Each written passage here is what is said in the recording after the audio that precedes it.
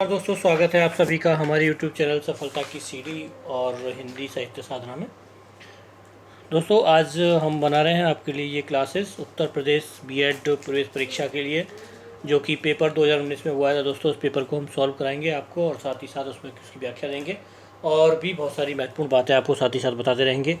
9 अगस्त को दोस्तों ये पेपर होने वाला है और आपको सबको पता है कि पिछला रिपीट क्वेश्चन अवश्य आते हैं और 10 से 20% तक रिपीट क्वेश्चन दोस्तों आते हैं। तो मैं उसी स्तर पर दोस्तों यहाँ कला जो जिनका कला वर्ग है दोस्तों, उस वर्ग के लोगों के लिए कराता हूँ। फर्स्ट पेपर हालांकि सबका कॉमन ही होता है, तो ये सब आपके लिए कॉमन रहेगा।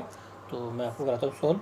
तो प्रथम प्रश्न पत्र जिसका खंड जो ए है वो सामान्य ज्ञान के 50 प्रश्न होंगे और दूसरे सामान्य हिंदी के होंगे दोस्तों। तो मैं आपको कराता हूँ। तो सबसे पहले है दोस्तों प्रश्न, मातृ देवी की पूजा किस सभ्यता से संबंधित थी? ठीक है, तो सही ऑप्शन है दोस्तों इसमें ऑप्शन सी, सिंधु घाटी सभ्यता थी दोस्तों। और जो मातृ देवी की जो मिट्टी की मूर्ति है दोस्तों, वो हमको मिली है सिंधु घाटी सभ्यता में, यानी कि खुदाई में मिली थी दोस्तों। और उस मातृ देवी की मूर्ति के गर्भ से एक पेड़ का भी चित्र निकला था, एक पौधा निकला हुआ था। अर्थात उस टाइम पे ये कह सकते हैं कि मातृ देवी की वृक्षों की पूजा की जाती थी। ठीक है, क्वेश्चन नंबर दूसरा है, राजस्थान में माउंट आबू में स्थित दिलवाड़ा जैन मंदिर किस अनुयायियों के द्वारा निर्मित किया गया था दोस्तों? तो ये क्वेश्चन बहुत आसान है, आप सबको पता है। जैन मंदिर है तो अवश्य जैनियों ने ही बनाया होगा, तो ऑप्शन 2 जो है सही रहेगा। लेकिन यहाँ एक बात मैं आपको अवश्य बता देता हूँ दोस्तों कि जैन संप्रदाय पर आधारित एक प्रश्न हर साल अवश्य आता है। आप यहाँ पर अपना प्रश्न अच्छे से पढ़ लें और पक्का कर लें कि जैन साहित्य से एक प्रश्न हर साल अवश्य आता है। ठीक है, और क्वेश्चन नंबर 3 है दोस्तों, गीत गोविंद किसकी कृति है? वो है दोस्तों जयदेव की। और यहाँ पर जयदेव की है दोस्तों ये कृति, और ये इसके बारे में थोड़ी सी बात मैं आपको बताता हूँ। जो गीत गोविंद है दोस्तों, वो राधा कृष्ण यानी कि कृष्ण और वृंदावन की गोपियों का वर्णन उसमें दिखाया गया है गीत गोविंद में, जयदेव की में। ठीक है दोस्तों, शिवाजी का राज्याभिषेक कब हुआ था दोस्तों? शिवाजी का राज्याभिषेक हुआ था 1674 ईस्वी में, और 20 अप्रैल 1627 ईस्वी में शिवनेर के दुर्ग में इनका जन्म हुआ शिवाजी का। और 53 वर्ष की आयु में यानी कि 1680 में शिवाजी की मृत्यु हुई थी।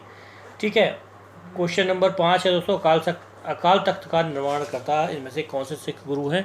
तो दोस्तों ये प्रश्न जो है रिपीट हुआ है 2 बार लगातार, अभी पिछले लगातार 2 साल से, और पहले भी कभी आया है। तो इस प्रकार ये प्रश्न जो है ये महत्वपूर्ण है, फिर रिपीट हो सकता है। और ऑप्शन सी यानी हरगोविंद जो है इसका सही आंसर है। मैं आपको बता देता हूँ दोस्तों, सिखों के छठे गुरु हैं, ये छठे गुरु हैं हरगोविंद जी, जो कि 1606 से 1645 ईस्वी तक इनका समय है। और उन्होंने सिखों को सैन्य संगठन का रूप दिया था तथा अकाल तख्त का या ईश्वर के सिंहासन का निर्माण करवाया था। ठीक है दोस्तों, थोड़ा फास्ट बोलूँगा दोस्तों, माफ़ कीजिएगा। उसकी वजह है कि बहुत सारे प्रश्न हैं और कम समय में ज़्यादा प्रश्न आपके हो जाएं, इसलिए थोड़ा फास्ट चलूँगा और आप भी सॉल्व करते रहें साथ ही साथ जल्दी।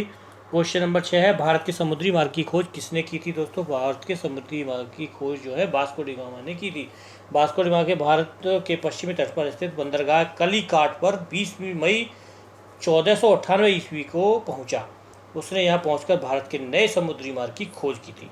कालीकाट के तत्कालीन शासक जमेरिन ने वास्को डी गामा का स्वागत किया था। ठीक है दोस्तों, ये इसका एक्सप्लेनेशन हो गया। और क्वेश्चन नंबर दोस्तों है 7।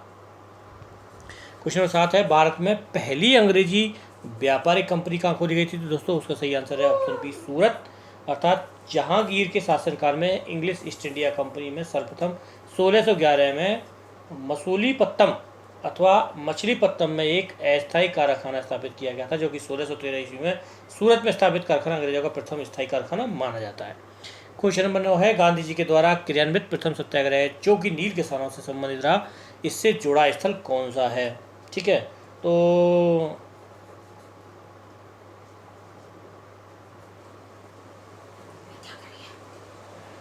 दोस्तों इसका सही आंसर है वो है चंपारण। ठीक है, क्वेश्चन नंबर 9 का सही आंसर है चंपारण है। मैं आपको इसका एक्सप्लेनेशन बता देता हूँ। 19वीं सदी के आरंभ में गोरे बनाम मलिकों ने चंपारण के किसानों पर एक अनुबंध के आधार पर यह निश्चित कर दिया था कि उन्हें जमीन के 3/20 में भूभाग में नील की खेती करना अनिवार्य है, जिसे कि तिनकठिया पद्धति के नाम से जाना जाता है। और राजकुमार शुक्ल के आग्रह पर वर्ष 1917 में गांधी जी ने चंपारण सत्याग्रह की शुरुआत की थी। ठीक है दोस्तों, क्वेश्चन नंबर 8 छूट गया, वो मैं आपको बता देता हूँ। क्वेश्चन नंबर 8 है, बेगम हजरत महल 1857 क्रांति में किस स्थान से संबंधित रखती हैं? तो दोस्तों ऑप्शन ए यानी कि लखनऊ से रखती हैं। 4 जून 1857 की विद्रोह की शुरुआत बेगम हजरत महल से अपने अल्पायु पुत्र बिरजिस कादिर को नवाब घोषित किया तथा लखनऊ स्थित ब्रिटिश रेजिडेंसी पर आक्रमण किया था। ठीक है, ये इसका एक्सप्लेनेशन है। क्वेश्चन नंबर 10 इस प्रकार से है, समाचार पत्र केसरी का संपादन किसने किया था? तो दोस्तों समाचार पत्र केसरी का बाल गंगाधर तिलक ने 1881 में समाचार पत्र केसरी का संपादन किया। और भारत में क्रांतिकारी गतिविधियों की शुरुआत 1897 से मानी जाती है, महाराष्ट्र से मानी जाती है। और इसमें तिलक की महत्वपूर्ण भूमिका थी। और इसमें वेलेंटाइन स्लोन ने तिलक को भारतीय अशांति का जनक भी कहा था। ठीक है दोस्तों, ये मैं और आपको साथ बताता हूँ कि अगर ये प्रश्न पूछा जाता है केस बाल गंगाधर तिलक पर, तो दोस्तों वो है वेलेंटाइन स्लोन ने तिलक को भारतीय अशांति का जनक कहा था। क्वेश्चन नंबर 11 है दोस्तों, दांडी यात्रा की शुरुआत महात्मा गांधी ने कहाँ से की थी? तो दोस्तों दांडी यात्रा की थी साबरमती आश्रम से। 12 मार्च 1930 को गांधी जी ने दांडी मार्च शुरू किया। उन्होंने अपने साबरमती आश्रम में अहमदाबाद से चुने हुए 78 साथियों के साथ सत्याग्रह के लिए प्रस्थान किया। 24 दिनों की लंबी यात्रा के बाद 5 अप्रैल 1930 को वे दांडी पहुंचे तथा 6 अप्रैल 1930 को उन्होंने एक मुट्ठी नमक हाथ में लेकर सविनय अवज्ञा आंदोलन का श्री गणेश किया। ठीक है दोस्तों, तो ये इसका मैं आपको एक्सप्लेनेशन दिया आपको 11वां। क्वेश्चन नंबर 12 है दोस्तों। क्वेश्चन नंबर 12 इस प्रकार से, हमारे सौर मंडल का कौन सा ग्रह आकार में पृथ्वी के समान है? तो दोस्तों ऑप्शन इसमें जो है वो सी है। शुक्र जो है पृथ्वी का निकटतम ग्रह है और इसे पृथ्वी का भगिनी ग्रह भी कहते हैं। और यह घनत्व, आकार एवं व्यास में पृथ्वी के समान है। इसमें इसे सांझ का तारा या भोर का तारा भी कहा जाता है। यह सबसे चमकीला एवं सबसे गर्म ग्रह है और इसका कोई उपग्रह भी नहीं है। ठीक है दोस्तों, उपग्रह आप समझते होंगे, जैसे हमारा उपग्रह है चंद्रमा, ऐसे ही शुक्र का कोई उपग्रह ही नहीं है। क्वेश्चन नंबर 13 है, टुंड्रा क्या है दोस्तों? और टुंड्रा जो है वो एक रशियन शब्द है दोस्तों। टुंड्रा एक रशियन शब्द है और इसका अर्थ होता है समतल दलदली मैदान होना, अर्थात यह सदा बर्फ से ढका रहता है। इसलिए गर्मी के मौसम में यहाँ पर कौन से लाइकेन दोस्तों मोस्टली उगते हैं, लाइकेन मोस्टली उगते हैं, इसलिए ये क्या कहलाया? शीत मरुस्थलीय। ठीक है, ऑप्शन सी इसका सही ऑप्शन है। क्वेश्चन नंबर 14, वायुमंडल की सबसे निचली परत को क्या कहा जाता है दोस्तों? वायुमंडल की सबसे निचली परत को कहा जाता है क्षोभ मंडल। ठीक है, यह वायुमंडल सबसे निचली परत है। इसकी ऊंचाई ध्रुवों पर 8 किलोमीटर तथा विषुवत रेखा पर लगभग 18 किलोमीटर होती है। और यह सभी वायुमंडलीय घटनाएं जैसे बादल, आंधी एवं वर्षा के लिए उत्तरदायी होती है। ठीक है दोस्तों, 14 में। और इस पर एक क्वेश्चन अवश्य आता है दोस्तों, और इसके लिए मेरी वीडियो इकोलॉजी का वीडियो देख सकते हैं दोस्तों, वहाँ पर इसमें एक्सप्लेन के रूप में आपको देखने में मिल जाएगा मेरे यूट्यूब चैनल सफलता की सीढ़ी पर। भारत का सबसे ऊंचा पठार कौन सा है दोस्तों? तो लद्दाख का जो पठार है दोस्तों वो भारत का सबसे ऊंचा पठार है और जम्मू कश्मीर में स्थित है दोस्तों। हिमालय के दक्षिण एवं कानूलून पर्वत श्रृंखला के उत्तर में ये स्थित है। और तंगलंग का दर्रा यहाँ अवस्थित है और साथ ही इसकी ऊंचाई जो है दोस्तों वो 10,000 फीट से भी अधिक है। ठीक है, इसकी ऊंचाई भी पूछी जा सकती है दोस्तों, तो वो 10,000 फीट से भी अधिक ऊंचाई है इसकी। क्वेश्चन नंबर 16, प्रायद्वीपीय भारत की सबसे लंबी नदी कौन सी है? तो दोस्तों सही आंसर है गोदावरी, जो है वो प्रायद्वीपीय भारत की सबसे लंबी नदी है और इसकी दक्षिण की गंगा के नाम से भी जाना जाता है। और यह नदी नासिक के निकट महाबलेश्वर से निकलकर दक्षिण पूर्व की ओर बहती हुई बंगाल की खाड़ी में गिरती है। ठीक है दोस्तों, तो इसका रूट भी मैंने आपको साथ ही साथ बता दिया। क्वेश्चन नंबर 17 है दोस्तों, पश्चिमी घाट के उत्तरी भाग को किस नाम से जाना जाता है? तो दोस्तों ये है पश्चिमी घाट का उत्तरी भाग जो है वो कोंकण तट के नाम से जाना जाता है और इसके मैदान में गुजरात से प्रारंभ होकर के केरल तक जाता है। करीब 720 किलोमीटर का रास्ता है, लंबा डिस्टेंस है दोस्तों ये। और इसमें महाराष्ट्र, गोवा और कर्नाटक का जो भाग आते हैं थोड़े थोड़े। तो दोस्तों यही पूछा जा सकता है इस डिस्टेंस में कौन कौन से आते हैं? तो दोस्तों महाराष्ट्र और गोवा और कर्नाटक। ठीक है, क्वेश्चन नंबर 18 है दोस्तों, वह प्रोग्राम जो किसी व्यक्ति द्वारा पढ़ा जा सके उसे क्या कहते हैं? उसे कहते हैं दोस्तों ह्यूमन कोड, इसे कैप्चा भी कहते हैं। ठीक है, कैप्चा कोड भी जो दोस्तों अब कैप्चा हम करते हैं ना, कैप्चा कोड, मैं दोस्तों से थोड़ा सा एक्सप्लेन कर देता हूँ, इधर कर देता हूँ थोड़ा सा। ठीक है दोस्तों, इसे कैप्चा कोड भी कहते हैं। ये आप ध्यान रखिए, क्वेश्चन दोबारा रिपीट हो गया सकता है ये आपके ह्यूमन कोड की जगह कैप्चा कोड भी पूछा जा सकता है दोस्तों। कैप्चा हम जब कोई भी कंप्यूटर पर काम करते हैं दोस्तों, कैप्चा लिखते हैं ना, राइट द कैप्चा कोड, तो वो ये कैप्चा कोड है। क्वेश्चन नंबर 19 है, निम्नलिखित में से कौन सा भारत की निम्न कृषि उत्पादनता के लिए उत्तरदायी नहीं है? तो दोस्तों सबसे पहला ऑप्शन सहकारी कृषि जो है वही नहीं है, और इसका एक्सप्लेनेशन की जरूरत ही नहीं है, देखो दी अपने आप में एक्सप्लेनेशन है। और साथ ही साथ कुछ और मैं आपको दोस्तों बता देता हूँ क्या क्या कारक हैं हमारे यहाँ निम्न कृषि के। वो हैं जोतों का आकार छोटा होना, नहीं खेतों का छोटा आकार होना, कृषि में यांत्रिकरण और मशीनीकरण का अभाव है, वित्त के अनुचित व्यय है, और आवश्यक कृषि आदानों के अभाव के कारण हमारे यहाँ निम्न स्तर की दोस्तों कृषि व्यवस्था है। क्वेश्चन नंबर 20 दोस्तों इस प्रकार से, निम्नलिखित में से कौन सा बंदरगाह भारत के पश्चिमी तट से संबंधित नहीं है? ठीक है, तो दोस्तों वो है तूतीकोरिन। तूतीकोरिन जो है वो तमिलनाडु में है दोस्तों, और यह है भारत के पूर्वी तट पर अवस्थित है। शेष सभी बंदरगाह न्यावेसा, कोच्चि और मर्मागोआ भारत के पश्चिमी तट पर हैं दोस्तों। बाकी सब पश्चिमी तट पर हैं, और ये सॉरी हाँ ठीक है, नहीं पूछा है, और ये है पूर्वी तट पर, राइट, तूतीकोरिन। दिल्ली में सर्दियों का समय वर्षा जो होती है वो कहाँ से होती है दोस्तों? वो होती है पश्चिमी विक्षोभ के कारण, अर्थात यहाँ पर कम दबाव का क्षेत्र बना होता है, और इसमें भूमध्य सागर क्षेत्र से भारत की तरफ बढ़ता है। इसके दौरान इराक, ईरान, अफगानिस्तान, पाकिस्तान इसको पार करते हुए भारत में प्रवेश करता है। यह मानसून, ठीक है दोस्तों, तो ये कहाँ कहाँ प्रवेश करता है मैंने आपको ये भी बता दिया। अब है क्वेश्चन नंबर दोस्तों 22। सामूहिक उपभोग का अर्थ है, सामूहिक उपभोग का अर्थ होता है दोस्तों कि घरेलू खपत जिसे हम बोलते हैं दोस्तों। सामूहिक खपत का संबंध उस खपत से है जो किसी समूह द्वारा की जाती है। यदि व्यक्ति परिवार के एक समूह के रूप में निवास करता है तथा परिवार के सभी सदस्यों की भी निर्भरता व्यक्ति के ऊपर ही होती है, अतः सामूहिक उपभोग से तात्पर्य घरेलू खपत से है जिसे कि व्यक्ति परिवार के साथ मिलकर खर्च करता है। ठीक है दोस्तों, तो ये होगी सामूहिक उपभोग का अर्थ।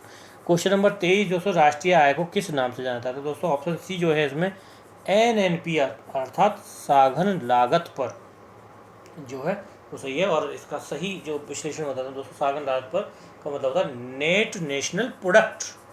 नेट नेशनल प्रोडक्ट इसकी फुल फॉर्म है दोस्तों, राष्ट्रीय आय के रूप में भी जाना जाता है, और ये उत्पादन के विकरणों द्वारा उत्पादित क्रिया में भाग लेकर प्राप्त हुई आय होती है, जैसे वेतन, रेंट, लाभ आदि जो क्रिया जो दोस्तों आते हैं दोस्तों वो साधन लागत यानी कि आपका ये आते हैं नेट नेशनल प्रोडक्ट पर आते हैं। ठीक है, क्वेश्चन नंबर 24 है दोस्तों। क्वेश्चन नंबर 24 इस प्रकार से है, भारत में राज्यों के लिए राजस्व का सर्वाधिक महत्वपूर्ण स्रोत कौन सा है दोस्तों? तो वो है बिक्री कर। ठीक है, यानी कि कंपनी कर और आयकर केंद्रीय सरकार द्वारा लगाए जाते हैं, जबकि कंपनी कर तथा आयकर दोनों ही प्रत्यक्ष करों की श्रेणी में आते हैं। बिक्री कर और उत्पादन शुल्क केंद्र और राज्य दोनों सरकारी द्वारा लगाए जाते हैं। राज्य सरकार को सर्वाधिक आय की प्राप्ति जो होती है दोस्तों बिक्री कर द्वारा ही होती है, जिसे हम कहते हैं सेल टैक्स। ठीक है, क्वेश्चन नंबर है 225, निम्नलिखित में से किस वर्ष G20 शिखर सम्मेलन की मेजबानी भारत करेगा? तो दोस्तों वो सही ऑप्शन है ऑप्शन डी 2022। ये दोबारा से पूछा जा सकता है दोस्तों, 2022 में भारत इस की मेजबानी करेगा, और जो कि औद्योगिक विकासशील देश यानी कि वैश्विक उत्पादन के लिए 90% जिम्मेदार हैं, और इस संगठन में 19 देश तथा यूरोपीय संघ सदस्य होते हैं। ठीक है दोस्तों, G20 में। क्वेश्चन नंबर 26 है, निम्नलिखित में से क्या वैकल्पिक मुद्रा का एक उदाहरण है? तो दोस्तों वो है चेक। चेक जो है वो वैकल्पिक मुद्रा का एक उदाहरण है। ठीक है, क्वेश्चन नंबर 27, निम्नलिखित से किस पंचवर्षीय योजना में वास्तविक विकास दर लक्षित विकास दर से कम थी? तो दोस्तों ऑप्शन इसमें जो है ऑप्शन बी सही है, यानी कि चौथी पंचवर्षीय योजना का लक्षित विकास दर यानी कि 5.7% था, वही वास्तविक विकास दर जो थी वो दोस्तों 3.3% रहा। चतुर्थ पंचवर्षीय योजना का कार्यकाल 1969 से 1974 तक रहा दोस्तों। कार्यकाल भी पूछा जा सकता है, अगर ये प्रश्न रिपीट होता है दोस्तों तो इसमें कार्यकाल पूछा जा सकता है, और या फिर इनकी विकास दर और वास्तविक दर का प्रतिशत पूछा जाता है। दोस्तों विकास दर थी 5.7, जबकि वास्तविक विकास दर थी 3.3, और समय काल था 1969 से 1974 तक। और ठीक है, तो ये महत्वपूर्ण है दोस्तों, ये पूछा जा सकता है। अगला क्वेश्चन है दोस्तों, क्वेश्चन नंबर है 28, संविधान किस तिथि को पूर्णतः बनकर तैयार हुआ था? दोस्तों वो है 26 अगस्त 1947। नहीं, 26 नवंबर 1949 को दोस्तों ये पूर्ण वर्ग तैयार हुआ था, जबकि 29 अगस्त 1970 को संविधान द्वारा एक प्रारूप समिति का गठन किया गया था, जिसका कार्य संविधान का प्रारूप तैयार करना था। और इस समिति के जो अध्यक्ष थे वो डॉक्टर भीमराव अम्बेडकर। 26 नवंबर 1949 का निर्माण पूर्ण हुआ तथा 26 जनवरी 1950 को संविधान देश में लागू हो गया। क्वेश्चन नंबर 29, भारत में राजनीतिक शक्ति का प्रमुख स्रोत क्या है? तो दोस्तों वो है भारत की जनता। भारत एक प्रजातांत्रिक देश है दोस्तों, आपको सबको पता है। समाज शक्ति जो है वो जनता में निहित होती है, इसलिए इसका अभिप्राय होता है कि एक प्रजातांत्रिक देश में प्रतिनिधि जनता द्वारा ही निर्वाचित होता है। लेकिन दोस्तों आपको ये पता है, शक्ति भले ही जनता के हाथ में होती है लेकिन कर कुछ नहीं सकती, ये भी आपको पता होगा। क्वेश्चन नंबर 30, शिक्षा शब्द किससे संबंधित है? तो दोस्तों शिक्षा शब्द जो संबंधित है दोस्तों वो है राज्य सूची संवर्ती सूची। क्वेश्चन नंबर है ये 30। तो शिक्षा संबंधी विषय दोस्तों संविधान की अनुसूची 7 की संवर्ती सूची में बढ़े थे दोस्तों, जिस पर कानून बनाने का अधिकार केंद्र तथा राज्य दोनों को ही है। और 42वें संविधान संशोधन में 1976 द्वारा शिक्षा को राज्य सूची से हटाकर संवर्ती सूची में डाला गया था। ठीक है दोस्तों, तो ये क्या हुआ? संवर्ती सूची इसका सही आंसर हो गया। राइट। क्वेश्चन नंबर 30 का सी। 31 है, भारत के संविधान के किस अनुच्छेद के अंतर्गत सशस्त्र बलों के मौलिक अधिकार विशेष रूप से प्रतिबंधित हो सकते हैं? तो दोस्तों इसका सही ऑप्शन है ऑप्शन डी, अनुच्छेद 33। संसद सदस्यों की सशस्त्र बल के जवानों को मौलिक अधिकार को प्रतिबंधित कर रद्द करने की शक्ति जो होती है दोस्तों वो अनुच्छेद 33 में होती है। क्वेश्चन नंबर 32, संपत्ति के अधिकार को वर्तमान परिस्थिति क्या है दोस्तों? तो वो है वैधानिक अधिकार। ठीक है दोस्तों, ये मौलिक अधिकार के अंतर्गत नहीं आता, ये वैधानिक अधिकार के अंतर्गत आता है। क्वेश्चन नंबर 32, और भारतीय संविधान समिति की मूल अधिकारों को अंतर्गत नहीं रखता। 1977 में 44वें संविधान संशोधन द्वारा इसके उपायुक्त तथा समाधान के संदर्भ में प्रयास किया गया। अनुच्छेद 300A द्वारा यह नष्ट कर दिया गया कि कोई व्यक्ति वैधिक प्रक्रिया के अतिरिक्त किसी अन्य विधि से अपनी संपत्ति में वंचित नहीं किया जा सकता। क्वेश्चन नंबर है 33, भारत में संविधान के अंतर्गत नीति निर्देशक सिद्धांतों के मुख्य उद्देश्य है? तो दोस्तों इसमें सही ऑप्शन है ऑप्शन ए, देश में लोक कल्याणकारी तथा न्यायशील शासन की स्थापना हेतु नीति निर्देशक सिद्धांत की राज्यों तथा केंद्रों को दिशा निर्देश देता है। और संविधान के भाग 4 अनुच्छेद 3651 तक दोस्तों इसके अनुच्छेद पूछे जा सकते हैं आगामी परीक्षा में, अगर इस पर आधारित प्रश्न बनता है तो दोस्तों अनुच्छेद 3651 तक जो है वो राज्य के नीति के निर्देशक तत्वों को संविधान में शामिल किया गया है। ठीक है। क्वेश्चन नंबर 234, राष्ट्रपति के निर्वाचन में विजयी उम्मीदवार के लिए प्राप्त करना आवश्यकता है दोस्तों वो है कुल कराए गए मतदान का 50% से अधिक और कुल मतों का बहुमत। क्वेश्चन 34 का डी जो है सही है। और ये अनुच्छेद 54 पर दोस्तों, अनुच्छेद 54 के अंतर्गत आता है राष्ट्रपति पद का चुनाव की प्रक्रिया दोस्तों, 54 आती है अनुच्छेद। और इसमें क्या होता है, विजय हासिल करने के लिए 50% से अधिक वोट और कुल वोटों का बहुमत पाया जाना आवश्यक है। राष्ट्रपति के चुनाव में लोकसभा तथा राज्यसभा के निर्वाचित प्रतिनिधि तथा विधानसभा के निर्वाचित प्रतिनिधि भाग लेते हैं दोस्तों। ये और एक महत्वपूर्ण बात मैं आपको बताता हूँ, कौन कौन भाग लेता है दोस्तों इसमें, यानी कि संसद यानी कि लोकसभा राज्यसभा दोनों और विधान सभा है हर राज्य की। ठीक है, ये होता है। क्वेश्चन नंबर है दोस्तों 35, गुट निरपेक्षता से तात्पर्य क्या है दोस्तों? गुट निरपेक्षता देश में लोक कल्याणकारी दोस्तों, हाँ क्वेश्चन नंबर 35, गुट निरपेक्ष आंदोलन की शुरुआत 2 ध्रुवीय विश्व में शांति पुंजों को अलग रहने की नीति का निर्धारण है। इसकी स्थापना अप्रैल 1961 में हुई थी और इसका पहला सम्मेलन बेलग्रेड में हुआ था। ठीक है दोस्तों, तो ऑप्शन क्या है, विश्व में शांति और एकता लाना, यानी कि ऑप्शन सी। ठीक है। क्वेश्चन नंबर है 236, भारत राष्ट्र संघ का सदस्य कब बना? 36, भारत राष्ट्र संघ के संस्थापक सदस्य देशों में से था और भारत जो है 1945 से ही राष्ट्र संघ का सदस्य है, जबकि इसके 2 साल बाद वर्ष 1970 में भारत आज़ाद हुआ था। ठीक है दोस्तों, आज़ादी से पहले से ही भारत राष्ट्र संघ का सदस्य बन चुका था। अब चलते हैं आगे।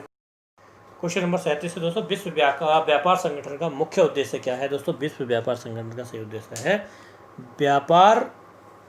विश्व व्यापार की मात्रा में वृद्धि करना और प्रतिबंधों की समाप्ति करना। ऑप्शन सी जो है दोस्तों वो बिल्कुल सही है, अर्थात। ठीक है।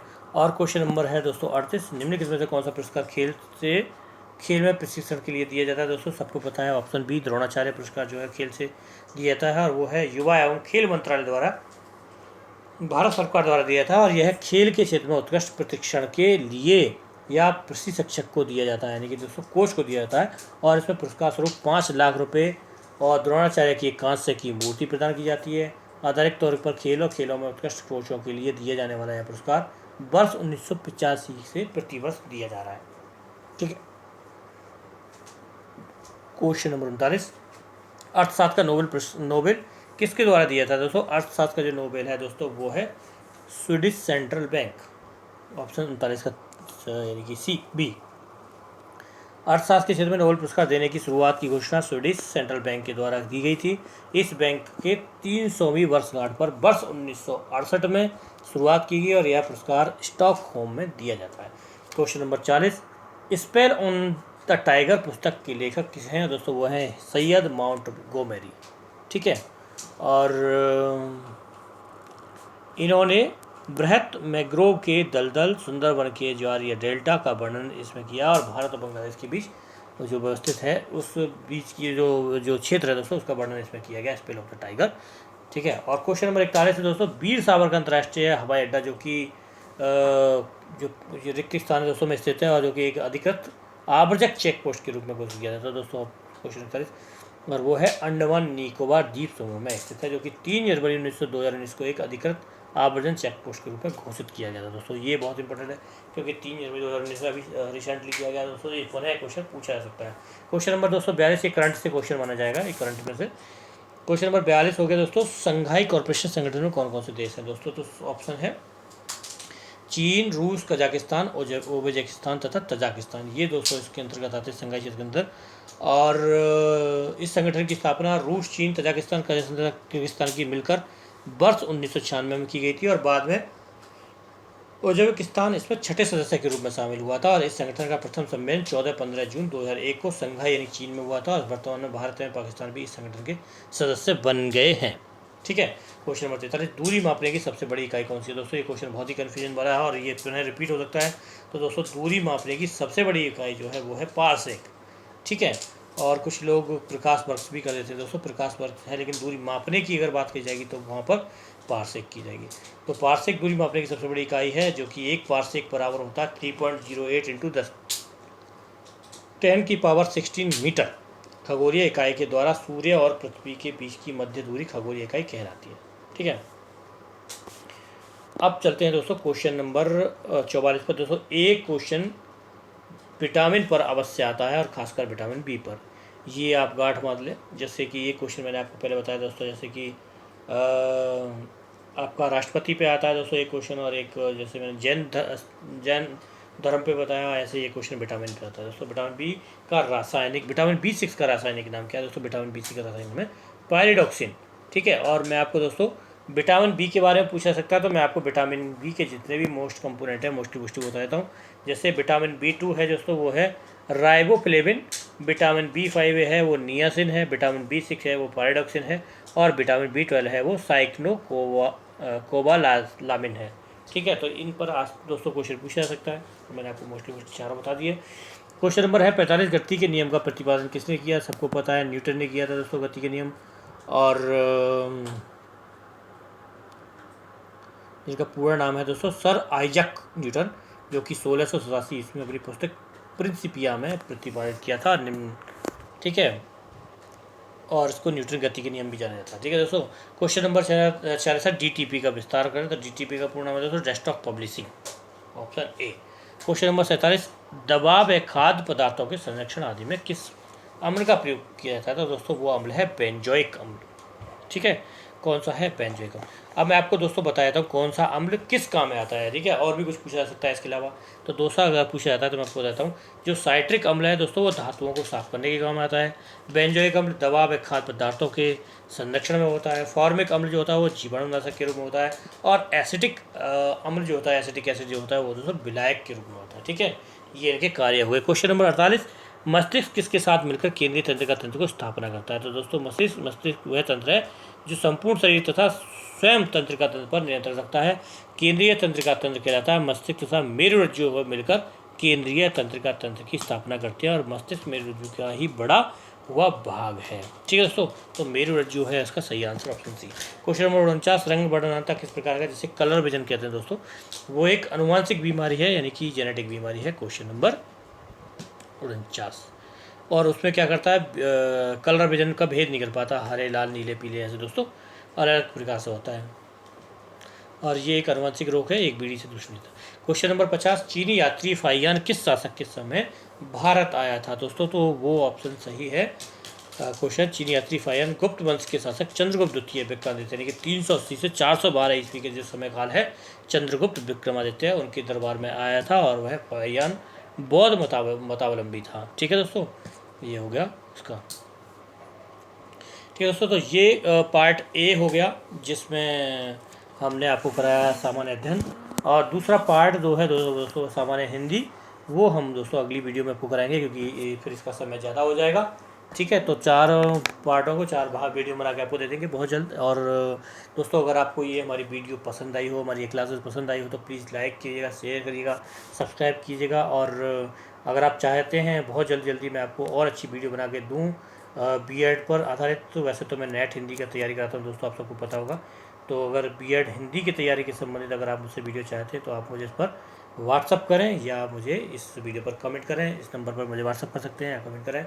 ठीक है, जिससे कि मैं बहुत जल्दी, आपके पास सिर्फ एक ही हफ्ते का टाइम है दोस्तों, मैं फटाफट आपको और ढेर सारी वीडियो दूंगा। ठीक है दोस्तों, इस वीडियो में इतना ही काफ़ी है। फिर अभी दूसरी वीडियो आपको बहुत जल्दी आज ही आपको मिल जाएगी, इसका जो सेकंड पार्ट है हिंदी वाला। धन्यवाद दोस्तों, आपका दिन शुभ रहे। मिलते हैं अगली वीडियो पर।